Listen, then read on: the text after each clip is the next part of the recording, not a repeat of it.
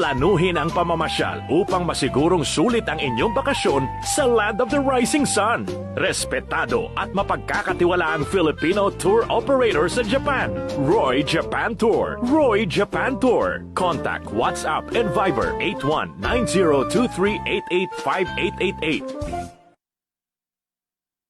Do you want to experience authentic Filipino cuisine? Drop by or order at Tali and Tiago Filipino Restaurant. Filipino food at its best. Check out their specialties, food packages, and promos that fit your budget. Tali and Tiago Filipino Restaurant via Cayo Mario, 16A 00192, Rome, Lazio, Italy. Enjoy food at the comfort of your home. For more info, kindly call or message us at 320-722-0797 on WhatsApp or on FB page at Tali and Tiago. Para sa mga pulpul, para sa mga abusado, arogante, walang kwentang nilalang, nagtatago sa titulong public servant, empleyado ng gobyerno o politiko at kahit sino ka pa, yan ang tunog na lalatay sa'yo. Walang sisinuhin, walang sasantuhin, basta't tiwali, gigisahin ni Percy Lapid. Si Percy Lapid, dito sa Lapid Fire. Lapid Fire. Percy Lapid, matapag na sandigan ng mamamayan, pader na di kayang gibain, ni naman kahit mga ulupong sa pamahalaan. Lapid Fire! Lapid Fire! Lapid Fire!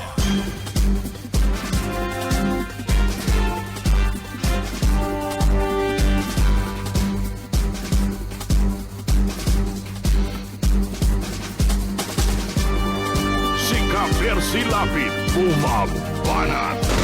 Lapid Fire!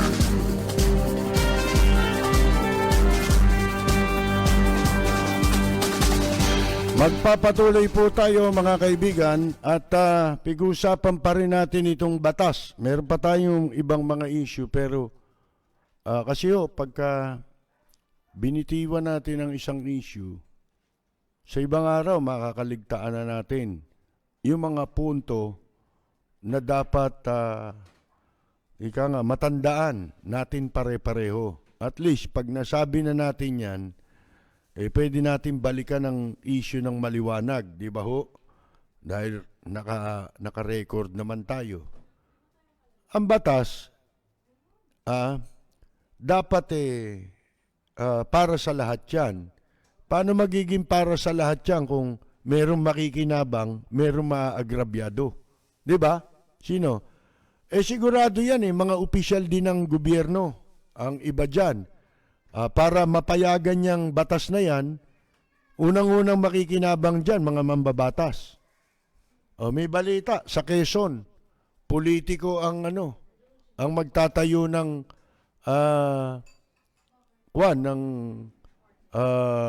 Motor Vehicle Inspection Center. Di makikinabang sila. Yan na lang private sector. Gagamit ng dami yan rekomendado ni ganito yan. Siyempre, kanila yun. Di ba? Ang batas dapat maliwanag. Kailangan klaro yung batas. Dapat walang agam-agam ang publiko sa batas na ipapasa. Palibasa kasi dito, walang originality. Hindi ba? Hindi naman natin lahat ng pagkakataon kailangan itutugma natin yung batas natin sa batas ng ibang bansa. Una, magkakaiba tayo ng kultura. Alam natin ang kultura ng mga Pilipino. Di ba? Kaya dapat yung batas na gagawin mo, iangkop mo sa sarili mong mamamayan. Hindi ba?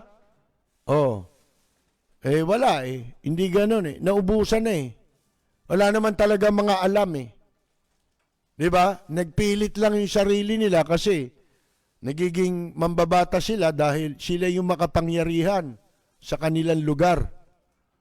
Lalo na ngayon, sumobra pa, meron pang party list. At alam na nila ngayon na itong party list, pwede nilang kasangkapanin para sila makasali sa pag-abuso sa kapangyarihan. Mag-party list ka. Magagawa mo yan basta may puhunan ka. Negosyo na, mga kaibigan. Kaya kita niyo dapat pagka politiko ka sa katotohanan para walang conflict of interest. Bawal yun eh. Dapat wala kayong negosyo. Di ba? Na makikinabang yung negosyo ninyo na magagamit ang inyong impluensya para makinabang yung inyong negosyo, kamukha ni Kalida. Bawal dapat yan eh. Kasi nga may batas yan eh. Kung tawagin eh, conflict of interest. Di ba, mga kaibigan? Hindi mo pwedeng i-disenyo yung batas para sa interest nyo. Di ba? O interest lang ng kung sino-sino. Dapat lahat yan. Kaya nagkakaroon ng double standard. Nagkakaroon ng compartmentalized justice dahil sa mga maling batas o mali ang pagkakapasa, pagkakalikha ng batas. Yun ang pinaka-importante sa batas na dapat nating matutunan. Kinakailangang sa paglikha ng batas, ang unang-unang isa sa alang-alang yung proteksyon ng mamamayan. Madaling gumawa ng batas eh. Lalo na, kita mo kahit na mga bopol, Lito Lapid, Manny Pacquiao, mga kaibigan, Bong Revilla, nakapagpapanukala ng batas eh. Panukala lang. Oh. Kasi madaling sabihin yan eh. Tinan mo, seatbelt law. Napatupad ba? Yung seatbelt law ni Tito Soto, mga kaibigan? Ha? Wala naman, di ba? May jeep. Oh. Nagpa-seatbelt law ka pa, hindi ka sali jeep. Saan kukuha ng seatbelt yun? Alam naman ninyo yung disenyo ng jeep dito sa Pilipinas. Para sa Pilipino lang yan. Dahil kahit saan ka pumuntang bansa, walang jeep. Di ba? Nakita na ninyo? Dapat, ang batas, iangkop mo sa kultura, pag-uugali, na sa customs, di ba? Kung tawagin eh. Customs. Sa bagay, itong, ano ba ito? PMBIC, yung Private Motor Vehicle Inspection Centers. Unang-una, tinan mo kung di ka tarantaduhang malaki yan, in-outsource mo. Pinasabpribado mo. Bakit? Yun, maliwanag na yun. Kotongan ito. Kuwartahan ito. Bakit? Kasi, pagka dispalinghado itong pribadong motor vehicle inspection center, madidimanda mo ba yan? Marireklamo mo ba yan? Sinasabi nila, pwede mong ireklamo sa LTO. Aaksyonan ba nila yan nagkakapera sila dyan? Hindi nila gagawin yon. Hindi katulad kung ito ay gagampanan ng mga nasa gobyerno. Kaya nila ina-outsource yan para yung kawalangyaan nila walang katumbas na accountability. Hindi sila mapapanagot. Para sa custom, di ba? Nasabi natin, yung pangungutong sa custom ng mga ng mga opisyal ng gobyerno, meron silang nilalagay o itinatalagang mga tao na bagman kung tawagin. Bagman yan. Marami na ring ahensya ng gobyerno gumagawa niyan eh. Taga-kausap yan. Ultimo yung COMELEC may mga bagman yan eh. Para sa mga party list eh. Hindi naman sila haharap eh. Para manghingi ng 5 milyon o 10 milyon. Para ka sa kapalit ng accreditation ng party list. Di sumabit sila. Di ba? Kaya ang gagawin niyan, kukuha ng bagman niya yan. O yan ang kakausapin. Di ba? O pag kinausap yan, walang accountability yun eh. Kasong extortion lang lalabas yun. Pero ang totoo no, nalalaman ng mga opisyal yan sa gobyerno sapagkat tao nila talaga yon. Pag sabitan na, magdi-deny lang sila. O, di ba? Mga kaibigan, ay hindi ko tao yan. O, may magagawa ka pa ba? Hindi mo mapanagot kasi hindi naman employee ng gobyerno yung nangongotong sa'yo. Pinapunta lang nung opisyal ng gobyerno yon. Inutosan yung pribadong tao. Oh, so, papatak lang yung kaso sa extortion. Ano ba naman yung extortion? Wala namang mabigat na kaso yan eh. Tsaka mahirap ano yun yan eh. Patunayan. May elemento rin yung extortion eh, kasi crime yan eh. Di ba? Oh, kung kulang yung element, yung elements, hindi pwede magtagumpay ang kaso. Yun yung sinasabi natin kagabi na dapat, kaya nababoy yung plunder, di ba? Sinasabi natin plunder law. May elements yun eh. Ang pangunahin nga doon, conspiracy. Oh, mga kaibigan, sapagkat hindi ka pwedeng mandambong sa pera ng gobyerno, kung pribadong tao ka, nang wala kang kasabwat sa gobyerno. Kasabwat mo yun. Kaya yung kila Bong Revilla, katarantaduhan yun. Absuelto, tapos binababalik mo yung pera. Ano naging kasalanan? No? Paano mo nalamang nasa kanya yung pera? Di ba sa mga bank account na tumutugma sa panahon na sinasabing naglagayan sila, nagparty-party sila? Oh, yung paper trail, kung tawagin, di ba? Oh, di magkakasabwat sila. Kasi convicted yung si Napoles tsaka si Cambe. Bakit nakalaya yun? Ang problema, pinababalik na yung pera, naibalik ba? Wala. Kaya magtataka pa si Senador Lacson, lalo raw lumala. Ba't hindi lalala? Hindi ginagamit yung batas. Kasi yung pagbawi pala sa pera, may batas din pala yun. Na kailangan within 10 years, isipin mo, pwede pa palang maghabol yung magnanakaw na nakumbik na. Kahit convicted ka, kamukha ni Erap. Kaya hindi nabawi yung pera kay Erap. Ano ginawa? Hinabol pa nila, nilaban yung pagbawi sa pera. Wala raw sa kanya tinuturo yung mga dami niya, yung mga crony niya, si Gatchalian, nandun daw yung pera. Oh, mga kaibigan, inabot ng 10 taon, itetenga lang naman sa korte yan eh. Di ba? Pag tinengga sa korte, kasabot yung korte. Di ba? Naghati sila ron. Oh, itetenga ko to, bigyan mo ako. Kaya gustong-gusto ng Sandigan Bayan. Ang kaso mo, plunder eh. Gustong-gusto ng Sandigan Bayan, kung magnanakaw ka, lakihan mo, gawin mong plunder. Magnakaw ka ng bilyon. Bakit? Kasi di ba, ang proseso ng kaso matagal yan. Kung maliit lang ninakaw mo, baka wala pa 1 taon, ubos na yung pera mo, kaya mabibilanggo ka. Wala kang panlagay sa mga maestrado, di ba? Ng Sandigan Bayan. Ikukumbi ka nila. Hindi sila nagkaroon sa'yo eh. Papagurin mo lang sila eh. Di ba? O kaya ini-encourage ng Sandigan Bayan yung plunder eh.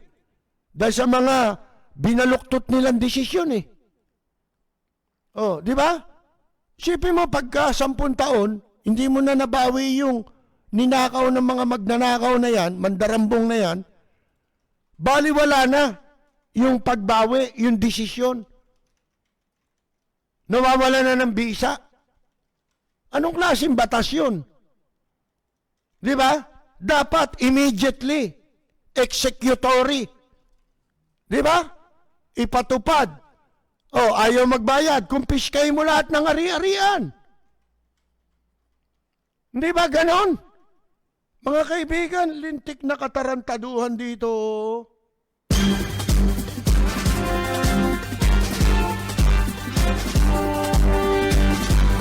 Si Ka-Percy Lapid bumabanat.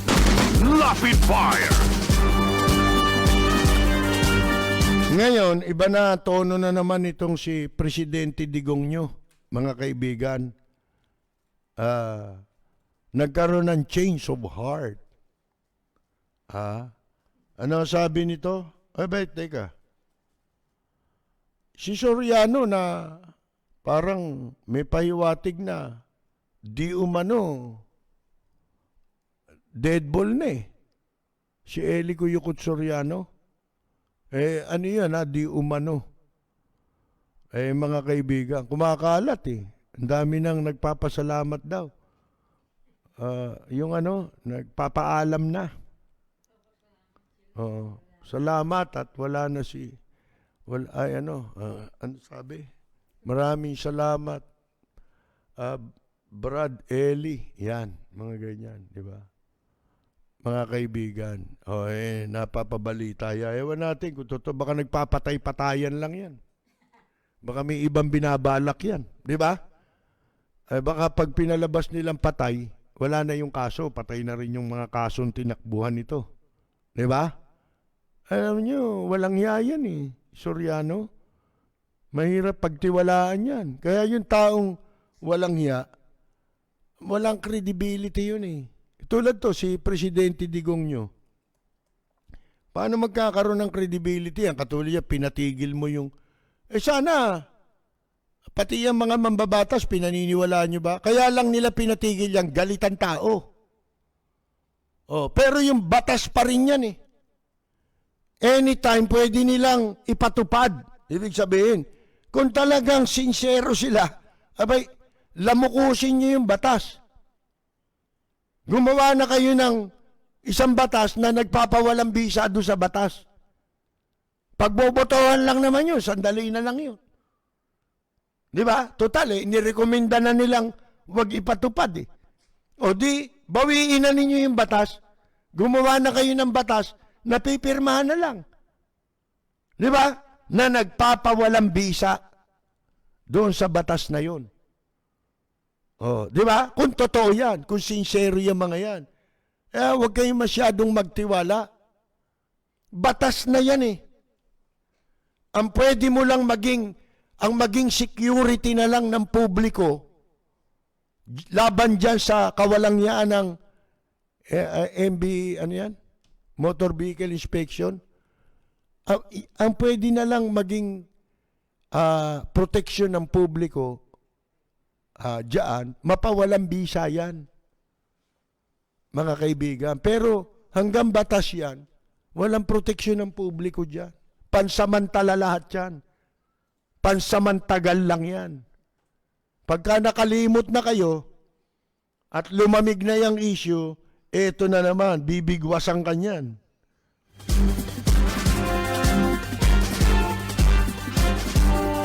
Ito sabi ni Presidente Digong nyo ngayon, ang Pilipinas daw ay handang makipagtulungan para palakasin ang kaugnayan sa European Union. Sa kabila ito na kung ano-ano pinagsasabi niya dyan, di ba? Pananakot, minura, yung international organization. Organization kasi yung European Union eh. Organisasyon ng ilang mga bansa sa Europa. Di ba? Mayayamang bansa yan sa Europa. Ang pinakahuling sinabi nga nitong si Presidente Digong laban sa European Union, yung di ba, inakusahan niya yan na hinostage daw yung COVID vaccine ng European Union, mga kaibigan, para laban sa ibang mga bansa, Nutukoy niya tayo. Wala no stage. Anya eh. Nang ano. Wala naman siyang pinagbabasihan doon sa sinabi niya.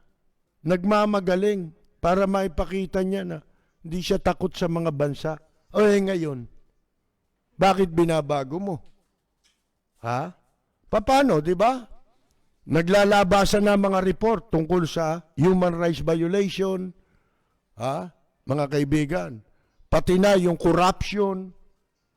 Ang sanhi, tandaan ninyo, ng patuloy na pagdagdag ng bilang sa kaso ng COVID dito sa Pilipinas, corruption ang sinasabi sa ginawang pag-aaral ng ibang bansa. Kaya tayo ang kulelat. Yan tandaan ninyo. Yan ang maliwanag. Kaya, mga kaibigan, nagbabago na ng tono. Kita ninyo yung nangyari sa Myanmar, di ba? Ito, nagyayabang yung mga militar dyan. Kala nila, ngayon nila siguro napagtanto dyan sa Myanmar, ng mga military dyan, na napasubo sila. Napasubo. Katunayan, sumulat itong nakaupong general, yung nagpakudeta dyan sa Myanmar. Sumulat pala ito dun sa Prime Minister ng Thailand. Kasi nakaupo ngayon dyan, ano rin yun, naluklok din niya sa kudeta eh. Kinudeta nila yung dating, yung tiwali na Prime Minister. Ang pagkakaiba ito, baka nagkakamali ito mga naniniwala dyan na dito sa atin na pwede nilang gawin yan dito. Maring yung gawin. Pero yung consequence, iba. Halimbawa, ito, sumulat itong leader ng coup plotters dyan sa Myanmar, sumulat dito sa Thailand. Kasi in-isolate na sila, di ba? Ang New Zealand. Pinuto lang komunikasyon. Hindi na sila kakausapin. Wala nang kakausap sa kanila. O kung ano man mangyari sa bansa nila, mga kaibigan, walang kakausapin hanggat militar ang nakaupo. Pati tulong, yung aid, hindi nila ganap na pinuputol, pero kung yung aid ay makikinabang ang military coup plotters, mga kaibigan, hindi nila ibibigay. Siguro sa ibang paraan na nila gagawin ang pagtulong. Ano ang mangyayari sa iyo? Iimbargohin ka. Ano yung embargo? Wala nang makakarating sa iyo anuman na tulong na kailangan ng bansa mo. Hindi lang utang, kung hindi pati kalakal nyo. Babagsak ang ekonomiya nyo. Sumulat siya doon, sabi nung Thailand Prime Minister. Ito, hanapin ko yung balita. Mga kaibigan, magandang to kasi alam naman ninyo, kitang-kita ninyo na nag-e-exercise na sila ng ganitong gagawin Ang masama dito, baka mag-kudeta Kunyari, kinudeta siya. Pero, kasama sa usapan yun para makaligtas siya sa pananagutan niya. Di ba? Yan ang mga posibleng pwede niyang gawin Kasi nga, nawala na sila ng credibility.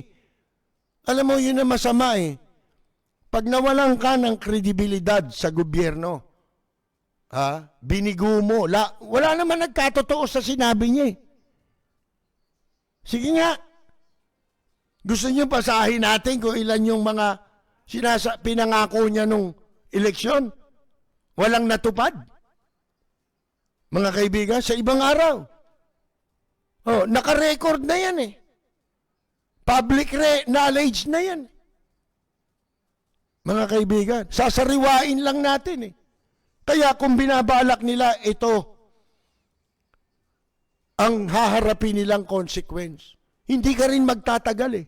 Ako naniniwala, yang sa Myanmar, paniwala ko lang ito. Mukhang hindi sila tatagal. Yung military dyan. Ultimong malalaking katawan ngayon, lumabas na eh, nakaubad pa eh. Ang gaganda ng katawan, no? Mga macho. Pati mga babae, kanya-kanya ng gimmick ngayon. Ilang araw na, nagmamarcha. Nasa lansangan. Daan-daan libo na. Mga kaibigan, ang tao sa lansangan. Ilan lang yung militar nila. Di lalo dito, papatayin mo lahat yung taong yan. Di ba? Lilipulin mo yan. Di lalo ka ng, pati ka, mamatay ka na. Papatayin ka na ng ibang bansa. Di ba? Pag ginawa mo yan. Ano ka, si Pol Pot? Mga kaibigan, eto sumulat daw yung leader ng kudeta dyan sa Myanmar. Sumulat siya sa Prime Minister ng Thailand, si Thai Prime Minister Prayut Chan-o-cha. Ito si Chan-o-cha, inagaw niya rin yung kapangyarihan, mga kaibigan, sa Thailand. At sinasabi niya, tumanggap siya ng liham mula sa Myanmar's new junta leader, itong bagong leader ng junta. Ang binabalak dito, maghunta, military. Yung hayagang junta, ngayon may junta na eh. Baka akala ninyo, hindi junta nagpapatakbo. Parang junta eh. Pagsabit, lalabas si Presidente Digong nyo para, akala niya kasi, naniniwala pa yung tao. Hindi na ho. Mga kaibigan, hindi na naniniwala. Yung mga nilalabas nilang datos, sa kanila lang yung self-serving yun. Ito mga binabanggit natin datos na binabasa natin, ito'y pag-aaral na ng ibang mga bansa. Sinasabi na ang tunay na larawan ng Pilipinas ngayon. Mga kaibigan, accumulated na yung mga facts, mga katotohanan tungkol sa tunay na larawan ng Pilipinas. Wala na. Mga kaibigan, hindi nyo rin pwedeng gawin. Hindi nyo tutuloy ang eleksyon. Di wag nyo ituloy. Di ba? Sabi ko nga sa inyo, dalawa lang ang magiging kwan nyo eh. Pinakamalaking kasalanan nyo na hindi rin kayo pwedeng magtagal. Human rights violation. At pagbaboy sa saligang batas. Yung eleksyon, saligang batas yan. Ngayon, itong si Prayut, di ba, itong Thailand leader nila ngayon, Prime Minister, nagkudeta sila noong 2014. At siya'y nanatili sa opisina after ito 2019 election. Ang kanyang nakalaban ay tinalo niya yata, ang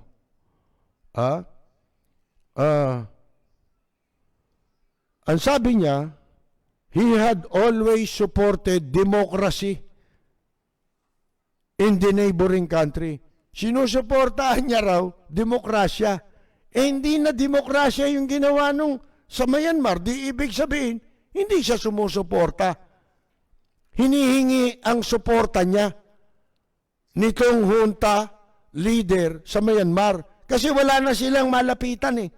Di ba nagpahayag na lahat ang mga malalaking bansa? Na ibalik niyo yung kapangyarihan yan doon sa duly constituted authorities. Sino yon? Yung mga elected officials. Otherwise, isa-sanction ka eh. I-embargohin ka. Kumbaga, baliwala na rin yung ginawa mong unta, mukha kang tanga. Para kasi tangi. Di ba? Nagpapatawa ka. Anong unta yan? Huntahan, pwede yan. Maghuntahan na lang kayo. Di ba? Oh, hindi na pwede ngayon yan. Sa mundo, iba na ngayon. Mga kaibigan.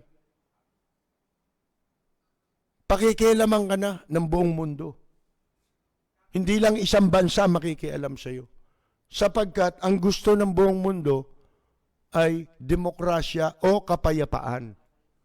Hindi pwedeng magkaroon ng kapayapaan kung mayroong mga ganyan. Mga tarantadong nang aagaw ng kapangyarihan, mga kaibigan. Ang sulat sa kanya ay humihingi ng saklolo na suportahan yung demokrasi. Demokrasya raw yun. Nagkudeta kayo, demokrasya ba yun? Kaya sabi nung Prime Minister sa Thailand, kahit siya nagkudeta rin, ang sabi niya he had always supported democracy in the neighboring country. Yung demokrasya, sinusuportahan. Kudeta yan, demokrasya ba yan? Ano yan? Mga ano kayo? Ang lalabas, kahit na naagaw niyo yung poder, kinulong niyo yung mga leader, kayo ay lumalabas na mga kriminal kayo. Ganun sa kudeta Pag nagtagumpay ka, ikaw yung gobyerno. Pero ngayon, iba na Nung araw, hindi ganong nakikialam ang ibang bansa. Di ba? Hindi gaano. Darating yung oras, pakikialaman ka. Katulad ngayon, maaga pa lang nagpahayag na ang malalaking bansa. Ay, tigil nyo yung kalokohan nyo. Yun ang sabi. Ibalik nyo yan doon sa ano. Yung sabihin nagpapatawa ba kayo? Di ba lalabas ka pang kengkoy? Sige, gusto nyo maging kengkoy. Di ba? Itong army ni ang pangalan pala nitong nagkudeta dyan, Min Aung Hlaing. Ayan ang pangalan niyan. Ang sabi nung Thailand Prime Minister, we are supportive of the democratic process in Myanmar. Suportado namin ang demokratikong proseso sa Myanmar. Kudeta yan. Hindi suportado yan. But what is most important today? Pero ang pinaka-importante ngayon is to maintain good relations because it impacts the people. Ang pinaka-importante niya ngayon mapanatili ang mabuting relasyon. Dahil malaki ang impact sa mamamayan, sa ekonomiya, border trade, particularly now. Hindi niya sinasabing wala kayong inaasahang tulong sa amin. Nililiwanag niya ang consequence. Di ba? Paano mong mapapanatili ang good relation? Nakita mo resistance ng taong bayan sa Myanmar. Mabuti, kita ninyo ang taong bayan doon. Kahit bombahin sila, tuloy ang kanilang protesta hanggang hindi pinilalaya. At ang sabi nila, tutularan yata nila yung Thailand. Kasi sa Thailand, ganito, ang pagkakaiba ng sistema sa Thailand, may hari doon Di ba? Ngayon, sa Thailand, di ba, ilang beses ng kudeta dyan, malimit yan Pag ayaw na ng tao sa'yo, magrarally. Yun nga yung pinakamahuli nung 2014, di ba? Hindi umalis ang tao sa karsada. Airport, sarado, nandun ang tao sa loob ng airport. Pati mga lansangan, hindi sila umalis hanggang hindi umalis yung nakaupo na pinaalis nila. Mga kaibigan, Nung nakita ng hari na ang taong bayan hindi pumapayag, nagsalita ang hari, umalis ka na. Kaya umalis na yun eh. Oh, bakit? Ang hari sa Thailand, mahal ng tao. Ginagalang ng tao. Hindi nakikialam sa politika, pero kapag ka ayaw na ng tao, magsasalita yung hari. Etong nakaupo ngayon na nagkudeta, wala namang protesta sa kanya eh. Tinanggap na siya ng tao eh. Kasi siguro hindi niya dinaan sa klase ng pamamalakad militar ang ginawa. Di ba? Siya ang nag-adjust sa sarili niya para maging democratic leader siya. Oh, paano mong gagawin yan, yung ginawa niya? Eh kung yung mga nagrarally, binabaril nila dyan sa Myanmar, binobomba nyo. Eh doon wala, stand still. Sa Thailand, kung matandaan ninyo noong 2014, ang tao nasa lansangan, nakaupo. Di ba? Kailan tumigil? Tumigil lahat yan nung magsalita yung hari nila. Sinabing, tama na yan. Malis na kayo. Malis sila. Ang tao, tumahimik na. Yun ang masama pag yung mga nasarapan sa pwesto ayaw nang umalis. Hindi na po pwede ngayon yan. Dati pwede yan. Pero magagawa nyo. Magagawa nyo subukan. Kaso may consequence yan. Hindi ba? Ang gusto mo na lang, pagka ganyan, ang gusto mo, sarili mo lang. Wala kang pakialam sa tao. Paano ka magtatagal? Kung igigiit mo yung sarili mo ng hindi naaayon sa saligang batas, ang iyong pag-upo sa pwesto, wala yan. So para magawa nyo dito yan, palalabasin nyo, kudeta mi. Oh, mga kaibigan. Yan ang hirap yun ang sabi pero ang importante ngayon, sabi. Kasi malapit na bansa ito sa kanila Pwede mo nga lakarin yan Di ba? Yung border niyan. Border sila Ang pinaka-importante niya, ang ekonomiya, ang tao. Border trade. Kasi dadaanan yung mga negosyo dyan ng ibang bansa Di ba? Particularly now, sabi niya. Ano pa sabi Thailand supports the democratic process. The rest is up to him to see how to proceed. Yun. Sinusuportahan niya ng Thailand ang demokratikong proseso. Pero, bahala ka na sa buhay mo. Kung paano mo ipagpapatuloy yan. Yun yung sinasabi ko kanina. Kaya nagtagal itong Prime Minister ngayon ng Thailand. Walang resistance sa kanya. Kasi yung kinudeta nun, yung pinatalsik noon, walang yarin So, suportado ng tao yung ginawa niya. Ito, wala kang civilian support. Kayo-kayo lang yan. Mga kaibigan. Kaya sabi, the rest is up to him to see how to proceed. Tignan mo. Bahala ka dyan sa buhay mo. Tignan mo, paano mo ipagpapatuloy ang ginagawa mong yan. Di ba? Mga kaibigan. Di mukha ka ng gago ngayon.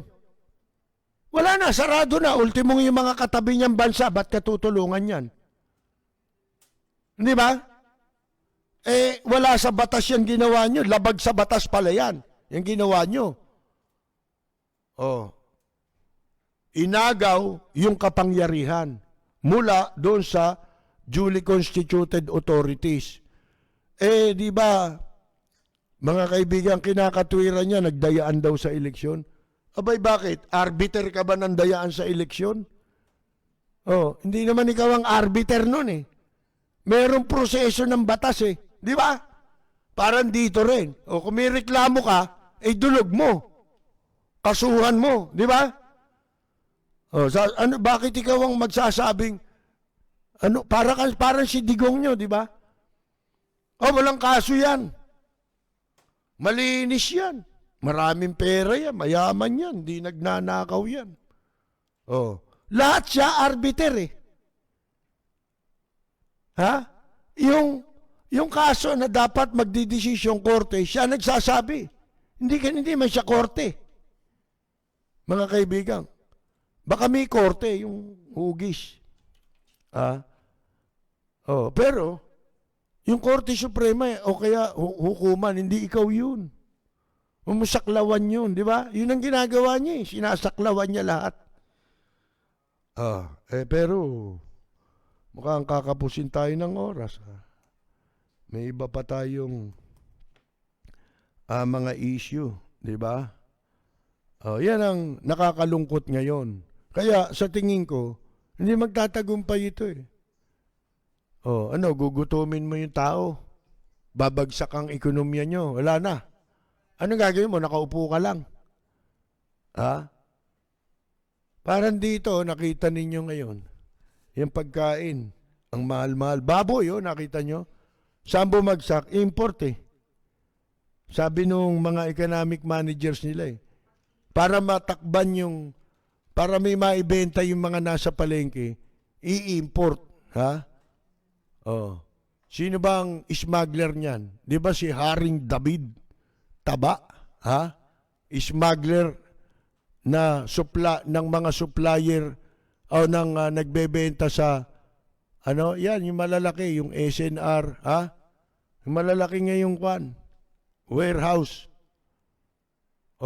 Yan ang nagpapasok dito ng baboy. Delikado yan eh. Sa ibang bansa nga galing yung mga sakit ng baboy eh. Di ba? Delikado pa nga yan eh. Kita nyo, ang sabi natin, babagsak yan sa import. Mumurahan muna. Hindi naman mura eh. Mahal din eh. Pagka yung nakita ng tao, mura na, imported, mura na. Parang galunggong, di ba? Mura na ang baboy. Wala na, madi-discourage na itong mga nagpapalaki ng baboy dito. Tinitignan nila kung saan. Bakit nyo hanya ang tinarahan nyo itong mga nagtitinda ng baboy sa palengke? Ang nilagyan nyo ng price tag kung magkano dapat nila ibenta. Yung bili nila ganun eh. Mataas din eh. Di ba? Kaya hindi nila maibenta ng mura. Tinuturo naman itong yung mga middleman, yung mga nagsusupply, yung binibila nila, yung nagpapalaki, yung farm to road, di ba? Yung mga nagpapalaki, nag-aalaga ng baboy, yun daw ang nagtaas. Siyempre, kaya nagtaas daw sila kasi mahal yung feeds. Sino ba may hawak ng feeds dito? Di sana kung gusto nyong bumaba ang presyo niyan, yun ang utusan ninyo na wag siyang magtaas. Yung feeds, di ba? Yun nga naman. Patupad kayo anya ng patupad ng batas. Hindi naman ninyo alam kung saan ang galing. Minumura ngayon to si Dar. Wala rin ito no? Daig pa ng monumento rin ito eh. Buti pa yung monumento kasi, may silbi yun. Kasi yun pwede mong ihan eh. Lalo na nung may illegal terminal. Naiihian si Bonifacio sa Loton eh. Mga kaibigan eh. Dinudumihan pa nga eh. Ito si Dar, di mo naman pwedeng ihian yan, di ba?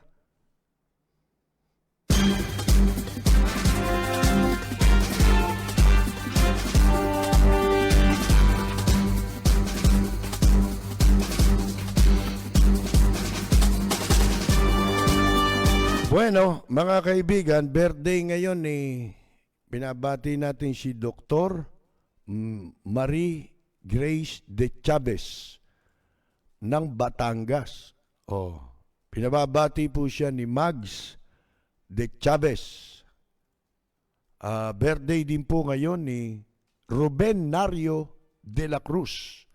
Pinababati ng ating kaibigang si Hector Ponasier.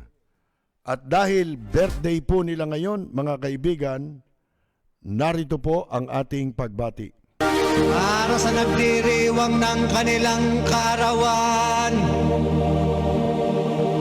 happy birthday, ang bati ko, ang bati namin sa iyo.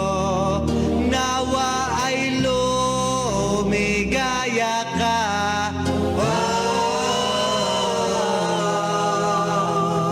At abutin mo pa sana ang maraming kaarawan.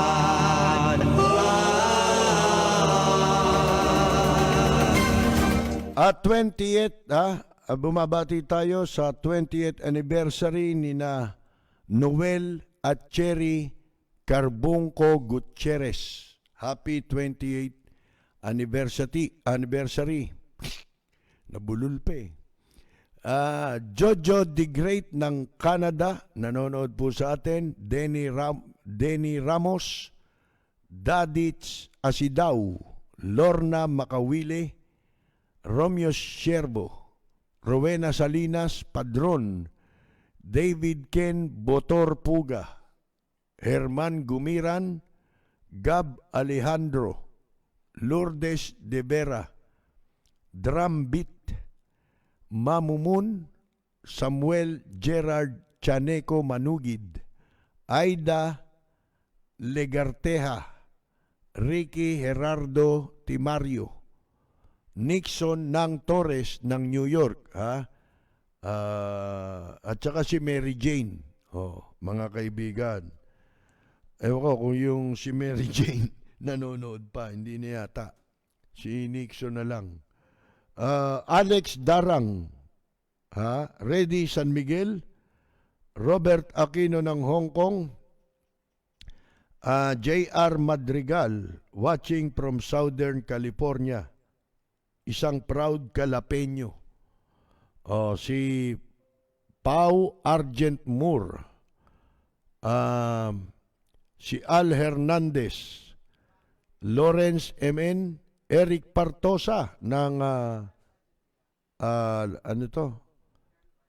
Nevada, Reno, Nevada.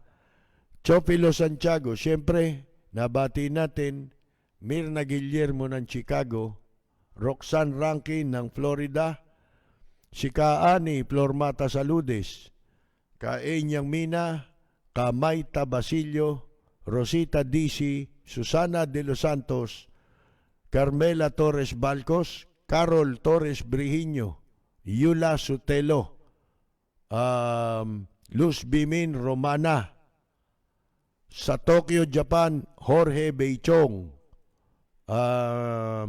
sa Guam, si June Gases, na bokalista po ng Abracadabra, si Walden Kihan Berry, at ang kanyang may bahay si Bioli, mga anak nila, puro musician po yan. Si Ella Samson Albiar, at maraming kaibigan si Walden Berry na nakikinig din sa atin, sa iba't ibang bansa. Nasa Saipan, o iba nandito sa Bicol, yung iba naman nasa Toronto, Canada. Mga kaibigan, binati pa nga natin kagabi, pero nag-video message pa sa atin para magpasalamat. Kami po ang nagpapasalamat sa inyo. Si Victor Cadiz, di ba? Binanggit natin kagabi, kababatayan ni Walden, at yung mga pamangkin niya na si Mart Mapala at Victor Mapala ng Toronto, Canada. Si Winnie Hoya, at ang kanyang husband na si Ginoong Boji Hoya ay binabati rin po natin. Oh, sino ba hindi pa natin nabanggit? Si dali. Dali lang. Ako, umakyat ako ron. Bumaba ako. Ang layo. Si, ano to? Oh, ba't nawawala ito? Ha? Bumabalik ako eh. Sa umpisa. Pag kami pumasok na bago, ang haba nito. Si Maria Dolores Santos, binabati po natin. Junicio Porras, Leonardo Arumin. Binabati niya raw yung mga kasamahan niya sa security na si Steven Smith from Las Vegas. Oh, Mr. Steven Smith from Las Vegas, Nevada. Pinababati siya ni Leonardo Armin. Si Lainey May Abrenica, Eli Albao, Maria Luisa Zaragoza Kamurungan, Gloria Latorre, Joey Silva ng Saudi Arabia. Kapangalan niya yung di ba, yung artista? Joey Silva. Pipoy pala yun. Si DG Odarag o Garado. June Ferrin. Yan. Brian De Los Reyes. Martiniano Santiago. Don Filimon Enjape. Ramon Patrick Salud. Melody Abuel Atienza. Yan. Rolly Hernandez ng Maynila, Brenda Espeleta, Virgilio Abibas ng Sacramento, California, Eddie Bagiwan, Herman Gumiran, Bon Bonales, isang musician, Jaime Mariano, Ernie Dris, Connie Petate, Hubert Ivan Pang, Evangelito Dalangin, si Duwared Taakos, si Luningning Mabasa Barawid, si balik tayo rito sa baba, ang dami, si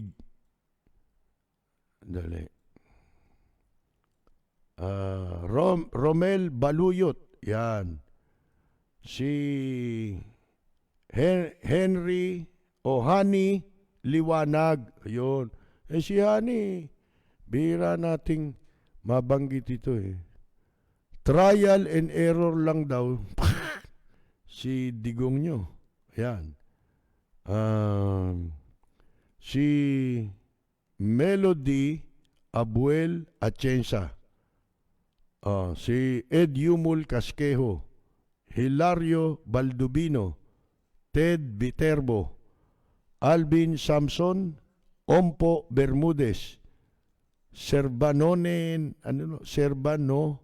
Nena from Hong Kong, Andrew Bonifacio, si Benji Rebueno Jr. na broadcaster, commentator at station owner. Si Mamong Moon, si Elizalde Arizabal from Riyadh, Kingdom of Saudi Arabia, Ramon Patrick Salud, sino ito? Elizabeth Dangoy Cruz, Michael Kalinisan de Grano, yan, si Joey Regalado, Joan Oishi, Jezreel Kaiser, si Zekor de los Santos, si Jocelyn Di Mahiba, ayan, nabanggit na yon. ba ang ating batikang musician, si Bobby Gomez ng bandang The Brothers Unlimited, si Victorino Guevara Sotelo, Jerry Lim ng California, tsaka si Oscar De Jesus, si Raul Villanada, ayan, katropa natin yan, si Minerva Olvido ng General Trias Cavite, si Carrot Packet, Benedy Tunggol, Leds Chulbo. Ito'y nakikinig din sa radyo ito musician yan Si Victorino Guevara nabanggit na natin, Sotelo. Willie Ana Magsino. Happy condolence. Sus Mario Joseph.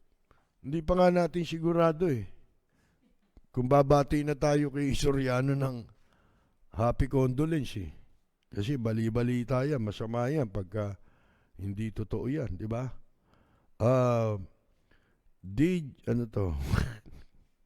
Si R.A. Bautista. Ako, ayoko mamatay pa yan si Soriano. Mga kaibigan. Sipin mo, wala na tayong babanatan.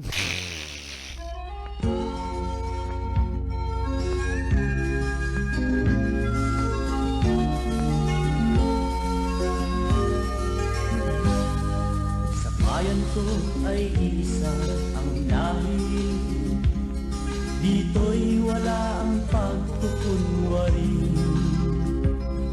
Hindi padagaig, sadyang kilala sa daigdig, may pagkakaisa sa bawat nais. Ang bayan ko'y... Mga kaibigan, wala na naman po tayong oras, kaya dyan po tayo muli pansamantalang magpapaalam. Tayo po ay magbabalik bukas sa ganap na alas 10 ng gabi hanggang alas 11 ng gabi sa himpilang DWBL 1242 sa inyong mga talapihitan. Dito sa bayan po tayong mapapakinggan alas 10 ng gabi hanggang alas 12 ng hating gabi sa ating pong live streaming. Ito po si Percy Lapid. Maraming salamat at magandang yumaga, Congressman Olivares.